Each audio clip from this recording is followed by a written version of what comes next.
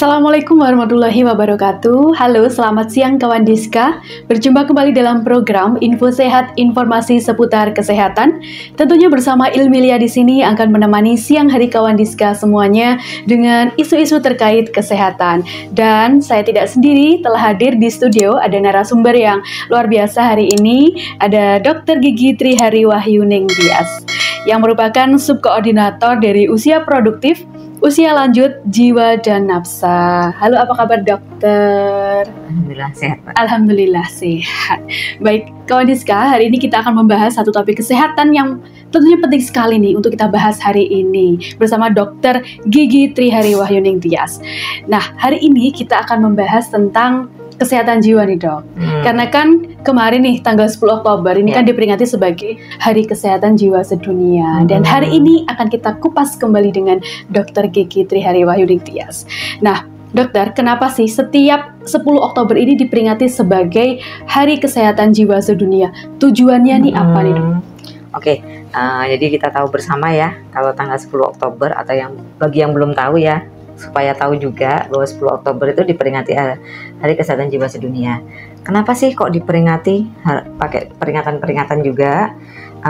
Yang pertama kita untuk meningkatkan kesadaran bahwa kesehatan jiwa itu penting juga. Tidak hanya kesehatan fisik ya, kesehatan mental itu juga, mental health itu juga penting dan seimbang, harus seimbang antara kesehatan badan dan kesehatan mental. Terus yang kedua, mengkampanyekan advokasi bahwa kesehatan mental bagi masyarakat, isu-isu yang relevan ya. Jadi jangan dikira bahwa orang yang mengalami gangguan kejiwaan itu lebih mengarah ke ODGJ, orang dengan gangguan jiwa, yang biasa kita sebut ODGJ berat. Tapi ketika seseorang mengalami depresi atau seseorang nggak bisa tidur, seseorang merasa tidak nyaman, itu dia sudah mengalami gangguan kejiwaan, tapi dalam level yang masih bisa diatasi ya.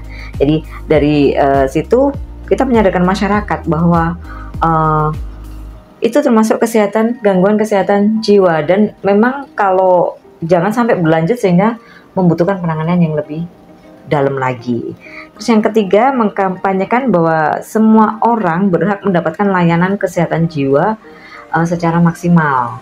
Jadi makanya kalau kita sudah mulai ya di puskesmas itu sudah ada psikiatri, walaupun masih satu di antara 6 puskesmas kita.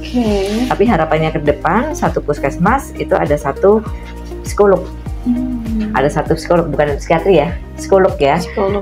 Satu psikolog yang bisa semacam tempat curhat. Mereka bisa cerita, bisa mencari solusi ya, atau sekedar mendengarkan ceritanya mereka, beban mereka dari versi keilmuan untuk psikologisnya ya. Jadi lebih mengarah ke menyadarkan masyarakat tentang kesehatan jiwa dan meniadakan underestimate stigma gitu ya dokter ya. Jadi stigma-stigma yang di luaran sana mungkin yang mengatakan kalau gangguan jiwa ini ya ODGJ gitu, bukan seperti itu ya dokter ya. Kemudian tadi disebutkan dari dokter, kalau misalkan dari 6 puskesmas ini ada salah satu puskesmas yang ada psikolog gitu ya. Jadi di situ ada layanan untuk konsultasi kejiwaan dokter? Ada, jadi psikolog klinis kalau kita bilang ya, ada satu puskesmas di Kota Madiun yaitu Puskesmas Dembangan yang sudah ada psikolog klinisnya. Nah di situ membawai semua, tidak hanya kesehatan jiwa aja, jadi tumbuh kembang bisa juga. Terus yang pasti pasien-pasien dengan resiko atau masyarakat dengan resiko, contohnya ibu hamil. Ibu hamil trimester pertama pasti akan stres. Ketika dia mengalami mual, muntah, perubahan hormon yang sangat signifikan, itu pasti dia akan stres ya, under pressure. Dan di situ dia bisa memanfaatkan psikolog kita, datang ke puskesmas, cuma cerita, cuma share, nanti gimana ya Bu enaknya, saya kok seperti ini. Minimal dia bisa mengarahkan, menggali, mengarahkan sehingga solusi didapat. Jangan sampai ketika depresi secara terus menerus itu akibatnya bisa mengarah ke ODGJ berat. Jadi kayak kasus kalau anak remaja bullying, lagi marah ya, bundir, Wah, bunuh diri. Terus yang lagi ngetren juga kan menyakiti diri sendiri, itu self harm. Kalau anak-anak sekolah yang sekarang kan barcode ya, barcode dan itu kita mengikis bahwa hal-hal seperti itu bukan hal yang biasa. Khususnya pada remaja ya, barcode itu self harm, menyakiti diri sendiri. Ketika anak depresi, remaja depresi, mereka sudah menganggap biasa menyakiti diri sendiri, padahal itu bukan, karena itu merupakan gangguan kejiwaan. Termasuk dalam gangguan kejiwaan. Terus orang kalau dewasa takut gemuk. Oke. Ya, bulimia. Ya, bulimia habis yang makan terus kembali.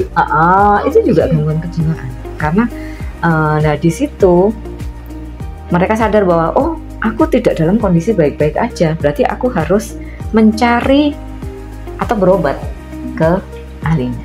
Oke, jadi kalau misalkan kita makan, kita takut gemuk gitu ya dokter ya, terus kita memuntahkan kembali apa yang kita makan, ini sebenarnya masuk ke dalam gangguan jiwa gitu ya dokter? Gangguan kejiwaan juga, karena kasarannya kita tidak nyaman dengan apa yang sudah kita lakukan.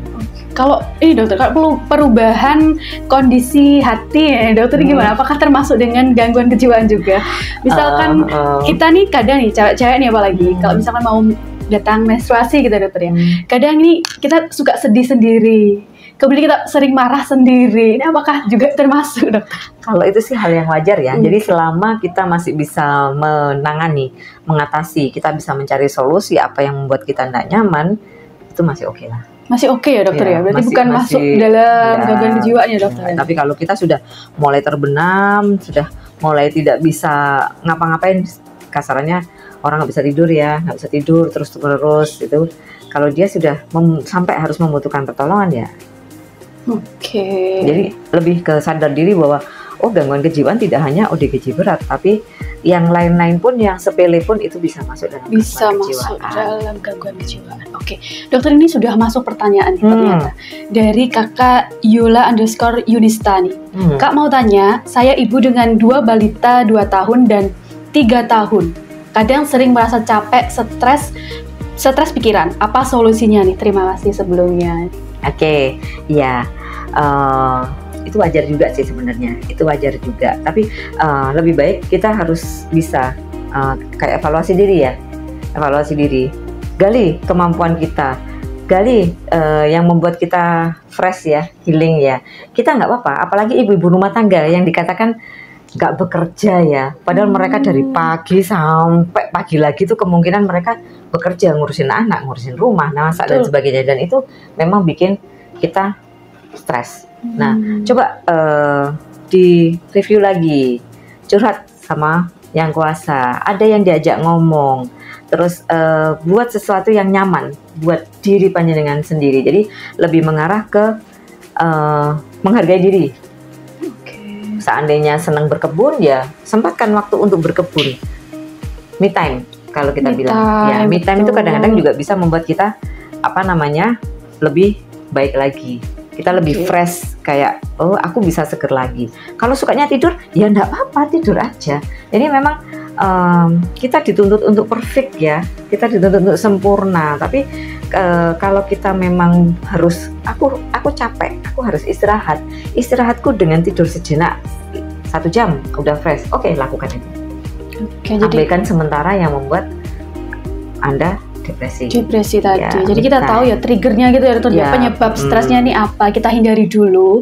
Kemudian kita cari yang solusinya. Membuat kita fresh itu seperti apa. Bisa ngedrakor mungkin ya dokter ya. Nggak apa-apa. Asalkan nggak terus-terusan. Iya, ada batasnya ya semuanya. Semoga bisa menjawab nih kakak Yula pertanyaannya. Kemudian dokter, untuk tahun ini, untuk tema dari Hari Kesehatan Jiwa Sedunia ini kan prioritaskan kesehatan jiwa di tempat kerja gitu dokter. Kenapa nih highlightnya tempat kerja? Apakah tempat kerja ini menyumbang angka gangguan kejiwaan ya dokter? Sebenarnya tiap tahun memang temanya berubah-ubah ya. Karena kenapa kok diambil tempat kerja di tahun ini? Karena manusia, apalagi yang sudah dewasa ya, itu kemungkinan 40% sampai 50% hidupnya di tempat kerja yang penuh intrik. Penuh tekanan, target dan sebagainya. Bukan tidak hanya di pemerintahan aja ya, di swasta itu bahkan lebih ngeri ya, dengan target, dengan prestasi, terus takut takut di PHK dan sebagainya. Nah, itu dan banyak usia-usia produktif yang kasarannya terdepresi karena hal seperti itu. Apalagi sekarang Gen Z ya. Gen Z nih. Yang semuanya by sosmed gitu ya dokter by ya. sosmed. Kadang-kadang dari pihak pimpinan tidak bisa seperti itu, dan kita harus bisa menyeimbangkan juga bahwa tidak semuanya seindah ada di sosmed. Ya, di sosmed. Tidak semuanya harus kita buka di sosmed juga. Ya, jadi makanya diambil di dunia kerja karena memang populasinya yang banyak dan memang banyak permasalahan yang ada di dunia kerja dan waktu kita banyak juga dihabiskan di dunia kerja. Oke, jadi begitu. Kemudian untuk aspek yang perlu diperhatikan nih dokter, untuk menciptakan lingkungan kerja yang sehat nih, agar kesehatan mental para pekerja ini jadi sehat nih, gimana sih dokter? Yang pasti kita harus positive thinking. Positive thinking. Positive thinking ya, apa-apa wis nggak usah baperan. Aduh, di ini dikit terus rasanya ya itu karena nggak akan membantu. Jadi tetap kita positive thinking bahwa kita akan bisa berubah menjadi lebih baik dengan apapun itu.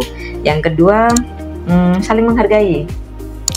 Ya, sehingga bisa membangun teamwork yang bagus. Jadi contohnya kalau saya lebih nyaman bekerja dalam suatu teamwork yang bagus. Betul. Namanya tim ya, kita nggak bisa bekerja sendiri. Betul. Ya, jadi kita menghargai, terus kasarannya ya mengorangkan orang juga, berusaha baik juga, terus menyeimbangkan lah antara tempat kerja, tekanan kerja dengan kehidupan kita juga. Jangan lupa tetap ibadah ya, karena ya jujur aja kayak saya pribadi ya, ketika jam 12 kita kerja depan laptop dari pagi ya, gitu koordinasi ya, dan sebagainya, itu rasanya otak sudah kayaknya capek, udah lelah gitu ya. Nah, dengan kita beribadah, karena saya muslim, ambil wudhu, kita sholat 15 menit sudah rasanya fresh. Itu salah satu upaya kita ya, memanajemen diri kita supaya kita tidak, ketika kita depresi, kita bisa kembali fresh, kita menyelesaikan permasalahan apa yang kita hadapi dengan baik.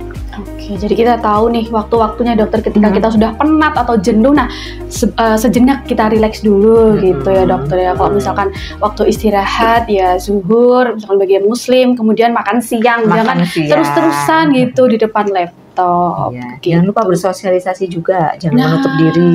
Betul. Nah, nih menarik nih dokter, kalau misalkan ada mitos atau fakta sih sebenarnya kalau misalkan orang dengan pribadi yang tertutup ini rentan untuk terkena gangguan kejiwaan gitu, kesehatan mentalnya ini lebih rentan untuk terkena, ini sebenarnya mitos atau fakta sih dokter?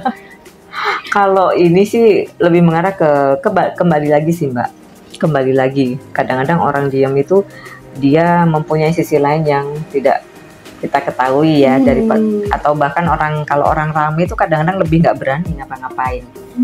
Kalau orang diem kadang-kadang ini lebih mengarah ke seseorang harus mengetahui kemampuan dirinya, kelebihan kekurangannya dia, sehingga dengan kelebihan yang dia miliki dia bisa menutup kekurangannya. Kalau dia memang nyaman dengan bergaul di medsos ya nggak apa-apa. Tapi jangan lupa kita tetap hidup di dunia nyata. Tidak cuma satu kali atau dua kali, kita juga harus bersosialisasi dengan lingkungan. Tidak harus yang tiap hari kita harus ini, terus orang ngomong apa kita ini kan enggak. Tetap harus bersosialisasi dan tidak acuh dengan lingkungan gitu dokter ya mungkin. Karena ya kita kembali ke dunia nyata sih, nggak di media sosial. Kecuali kalau memang kerjanya dia full dengan IT. Dengan IT. Yang kasarnya dengan laptop, komputer dan sebagainya, data dan sebagainya, oke lah, nggak masalah. Tapi kalau lingkungan kerjanya tetap ada temennya ya, oke lah, sekali dua kali nyapa. Tetap ngobrol gitu ya dokter ya. Ngobrol, nggak ketang say hello dan sebagainya. Karena itu impactnya, efeknya itu besar banget. Kita secara untuk berkoordinasi, untuk kita meminta tolong atau apa, itu akan lebih enak ketika kita ngobrol atau say hello, sekedar makan siang bersama kayak gitu. Sekedar jajan beli es bersama gitu ya dokter. Cilok. Oke, cimol, es teh jumbo itu ya dokter ya. Jadi semua disebut ya. Oke, kemudian untuk gangguan kesehatan jiwa di Indonesia ini sebenarnya seberapa besar nih dokter? Jadi kita kurang lebih 20% dari total seluruh penduduk Indonesia 20%. Itu yang mengalami gangguan kejiwaan. Bukan ODGJ ya, balik lagi ya, mulai dari yang ringan sampai yang berat. Dan itu banyak macamnya, mulai dari ansietas, psikosis, terus termasuk bunuh diri, bullying dan sebagainya. Tapi memang ada fase-fase yang rentan seseorang mengalami gangguan kejiwaan. Nah, yang menyebabkan permasalahan kesehatan jiwa ini sendiri itu apa aja sih dokter? Yang pasti sih agak ini ya, beban kerja, beban hidup kerja, beban hidup gitu ya dokter. Beban hidup, terus ekspektasi kita yang terlalu tinggi juga bisa. Ekspektasi yang terlalu tinggi. Nek wong Jawa iki ngarani lek kedukuran ceblok loro. Nah, itu dokter. Sudah ditinggikan, dijatuhkan. Sakit sekali Besti ya. Iya. Kemudian nih dokter, untuk stigma sendiri. Kalau stigma sendiri ini masih banyak nih dokter, yang seperti yang dokter sampaikan tadi ya di awal. Masih banyak sekali nih. Kalau misalkan gangguan kesehatan mental atau kejiwaan ini erat kaitannya dengan ODGJ gitu. Padahal kan tidak gitu ya dokter. Nah, untuk memerangi hal demikian ini gimana dok? Kita menyadarkan untuk masyarakat. Jadi yang pasti digencarkan untuk promosi ya. Aduh Mbak Imi lagi nih yang promosi. Promkes lagi nih ya. Colek promkes ya. Enggak, yang pasti untuk tingkat kota kita sudah mempunyai TPKJM, tim pembina kesehatan jiwa. Jadi untuk kesehatan jiwa ini tidak hanya milik dinas kesehatan aja atau dinas sosial aja, tapi memang kita berkolaborasi antara organisasi pemerintah daerah atau organisasi pemerintah, LSM, masyarakat. Kita harus bergandengan tangan untuk meniadakan stigma sama memberikan pelayanan kepada masyarakat yang mengalami ODGJ. Jadi jujur kami setiap puskesmas mempunyai posyandu jiwa. Posyandu jiwa yang isinya adalah pemberdayaan pasien dengan ODGJ berat. Jadi ketika mereka sudah ODGJ berat, biasanya kita rujuk, terus dirawat, kembali mereka insya Allah akan stabil. Nah, ketika stabil, harus disupport penuh dengan keluarga dan masyarakat. Nyun sewu, jangan menyalahkan keluarga, apapun itu. Karena keluarga kasarannya sudah cukup lelah ngopeni dari dia kecil sampai seperti ini. Dan ini harus disupport penuh dengan RT, RW, masyarakat sekitar. Berdayakan mereka. Contohnya disuruh buat beres-beres, kasarnya dandan-dandan atau yang kerja keras. Hargai mereka juga.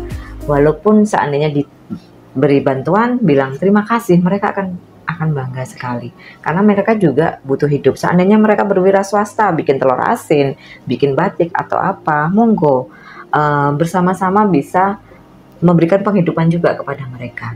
Karena intinya ketika ODGJ yang stabil tadi tetap minum obatnya, dia akan stabil kalau tidak ada pemicu yang terlalu berat bagi mereka. Ya, jadi ada sedikit cerita sih. Apa namanya? Ceritanya nih. Ada sedikit cerita. Jadi kita punya ODGJ yang sudah stabil ya. Kita sudah rangkul di posyandu jiwa. Dia sudah bekerja, sudah menghasilkan uang lah. Kan outputnya dari posyandu jiwa itu ODGJ menjadi stabil dan dia bisa mandiri dan produktif. Maksudnya produktif itu dia bisa menghasilkan sehingga dia bisa membiayai hidupnya sendiri. Ya, itu outputnya. Jadi dia kerja, ada penghasilan, jadi tukang parkir saat itu dan sebagainya. Nah, dia salah satu juga linmas ya. Ketika ada tetangganya ada hajatan, linmas kan diajak rapat ya. Itu ada salah satu linmas lain yang celetuk. Aku gak gelem jogo karo DE. Gitu toh. Itu sudah jadi pemicu trigger dia kambuh. Nah, terus ada lagi ODGJ yang stabil juga. Jadi dia tuh sampai tahu kondisinya. Oh, aku tidak baik-baik saja. Jadi dia datang ke puskesmas. Ketika dia tidak baik-baik saja, Mas, ke petugas kita ya yang ada di lapangan. Mas, aku rujukan. 2 minggu di rumah sakit aku waras. Oh, gitu. Iya, jadi harapannya dengan yang tadi mandiri itu mereka bisa mengetahui juga, sama dengan kita sih sebenarnya. Ketika aku udah capek, aku harus istirahat. Nah mereka juga gitu. Ketika mereka sudah merasa mulai goyang ya, obatnya sudah kasarannya tidak mempan, butuh obat yang lebih lanjut, mereka bisa ngomong sendiri, mereka bisa ngambil obat sendiri gitu loh.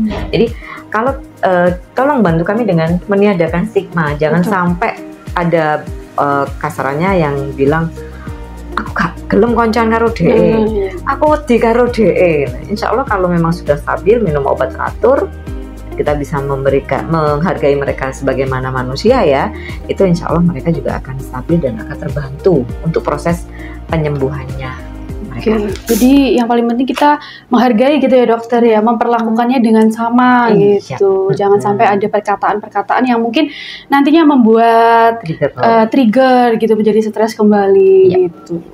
Kemudian dokter, untuk program kesehatan jiwa di Kota Madiun selain adanya tim pembina kesehatan jiwa tadi, ada apa lagi nih dokter?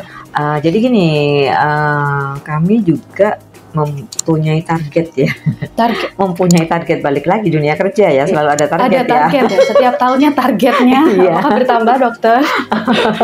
Yang pasti untuk kemaslahatan umat, untuk kepentingan masyarakat juga ya. Jadi kami mempunyai target itu 60% dari total penduduk Kota Madiun harus ter-screening kesehatan jiwa. Oke, 60% minimal dokter. Iya, minimal 60% dari total coverage itu. Jadi kasarannya, tapi panjenengan juga bisa kalau pengen tahu ya, aku sehat jiwaku nggak sih gitu.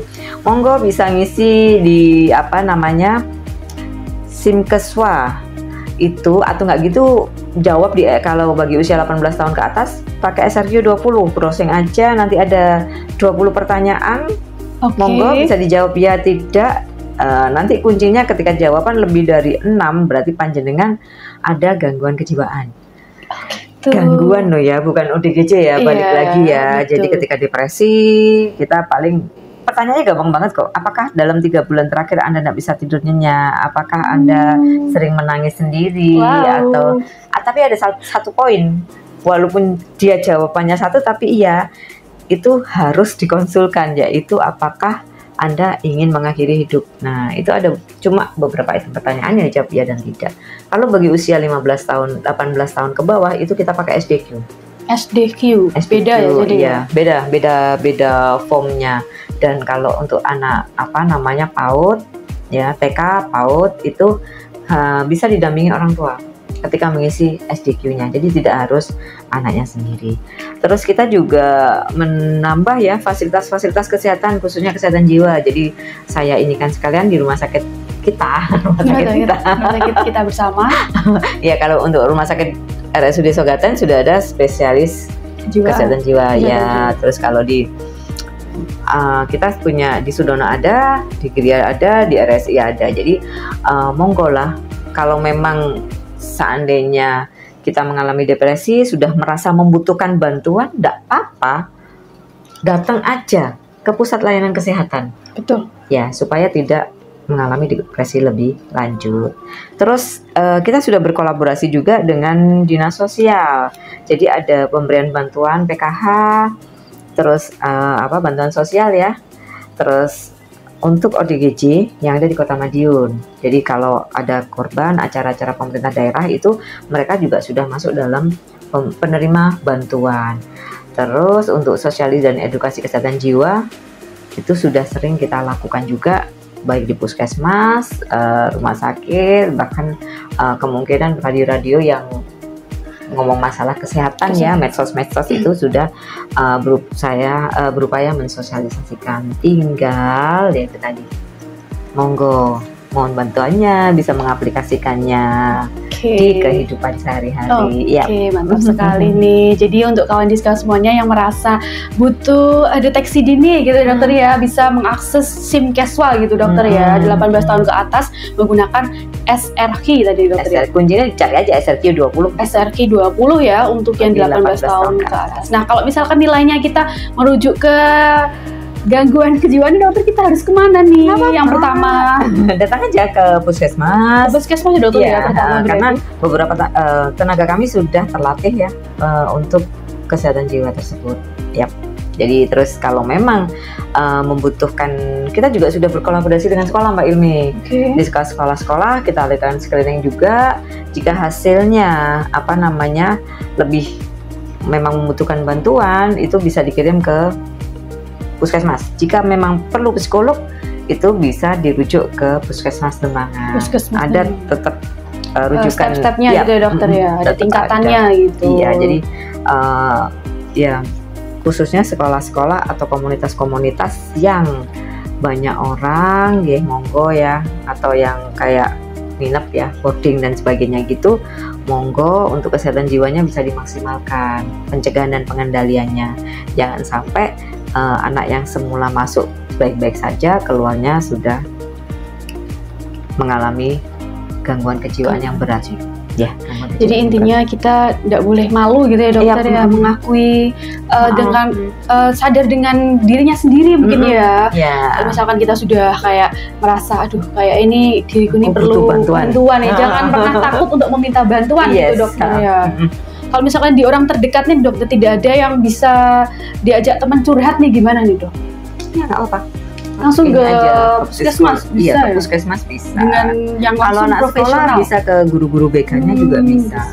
Ya, jadi yang pasti kalau kita punya soulmate, sahabat, orang tua yang biasa diajak ngomong, yuk coba ngomong ke orang terdekat dulu. Ya, ke orang terdekat dulu. Atau kalau takut disebarluaskan ya, jadi viral dan sebagainya, monggo bisa cerita juga kepada Sang Pencipta. Ya, tapi kalau tetap dengan cara seperti itu ya, kita sudah mencoba me time, kita sudah coba healing, tapi balik lagi, kok aku kayaknya tidak ada perkembangan ya, aku tetap seperti ini, butuh solusi lagi, segera minta bantuan ke tenaga kesehatan yang profesional. Yep. Gitu. Oke. Kemudian dokter, untuk mungkin bisa dibagikan nih kepada kawan Diska semuanya, gimana sih caranya agar kita bisa menjaga kesehatan mental kita, kesehatan jiwa kita. Jadi yang pasti jaga kesehatan fisik ya. Soalnya orang-orang dengan penyakit kronis itu juga mempunyai riwayat gangguan kejiwaan juga. Maksudnya ketika orang dengan seandainya ya yang agak parah terdiagnosa CA, itu pasti ada fase denial, fase penyangkalan, fase ini. Nah, itu tidak bisa berlarut-larut ya. Terus orang dengan kadang-kadang di berita ada bunuh diri karena capek ya, kena sakit ABC. Nah, kayak gitu. Jadi kalau bisa jaga kesehatan fisik kita, jaga otak selalu bekerja, jadi jangan ngelamun aja. Oh gitu ya dokter. Ya, berusaha produktif atau suka baca-baca. Justru kalau kebanyakan kalau sekarang gabut gitu dokter, itu bisa mengarah ke situ ya dokter ya ternyata. Gabut. Terus mengendalikan amarah ya, mengontrol dan menurunkan stres ya. Terus menjaga hubungan baik, sosialisasi tadi kita, ambil me time, waktu bersenang-senang. Tetap percaya diri dengan dirinya. Pede aja. Iya. Jangan minder, pede aja. Nggak usah baper juga, yang tadi kita sudah bilang ya. Jadi tiap orang pasti punya kelemahan dan kelebihan. Oke. Positive thinking, tidur yang cukup dan berkualitas, jangan malu mencari bantuan jika memang membutuhkan. Oke, jadi jangan malu gitu dokter ya. Kemudian kalau misalkan tidurnya sering terbangun nih, berarti juga salah satu indikasi dokter. Bisa juga. Iya. Nggak bisa tidur pun, nggak bisa tidur ya, insomnia, dan itu pun udah mulai meranah ke gangguan kejiwaan. Tapi balik lagi, bukan ODGJ berat ya guys, tapi mengalami gangguan kejiwaan. Jadi di garis bawah ini tadi di stabilo kalau perlu. Kalau misalkan gangguan kejiwaan ini bukan hanya ODGJ berat, tapi ada banyak mulai yang dari ringan, kecil-kecil, agak gede-gede. Akhirnya kalau yang kecil-kecil ini nggak dirawat, kita nggak mendapatkan bantuan, nggak ada solusi, bisa ODGJ berat ya. Jadi jangan sampai mengarah ke ODGJ berat. Jangan sampai mengarah ke ODGJ berat. Begitu tipsnya dari Dokter Gigi Wahyu nih, untuk kawan Diska semuanya bisa diterapkan. Oke, mungkin terakhir nih dokter, pesannya kepada kawan Diska yang sudah join di IG Live kami nih dokter, apa pesan yang mau disampaikan terkait kesehatan jiwa ini? Oke, sayangi diri Anda dengan menjaga kesehatan jiwa dan raga Anda. Oke, sayangi jiwa Anda karena kesehatan raga saja tidak cukup gitu ya dokter. Jadi semuanya harus seimbang jiwa dan raga. Jiwa dan raga. Betul begitu. Terima kasih Dokter Gigi Wahyu atas waktunya untuk ilmunya juga yang telah disampaikan dibagikan kepada kawan Diska semuanya. Sama. Oke, kita ketemu lagi dokter selanjutnya dengan topik yang tentunya lebih menarik lagi. Kepada kawan Diska semuanya, jangan lupa tetap ikuti kami info-info terkait kesehatan di IG kami di @promkes_kota_madiun dan jangan lupa untuk subscribe channel YouTube kami di kawan Diska 5145. Ilmilia pamit undur diri. Assalamualaikum warahmatullahi wabarakatuh.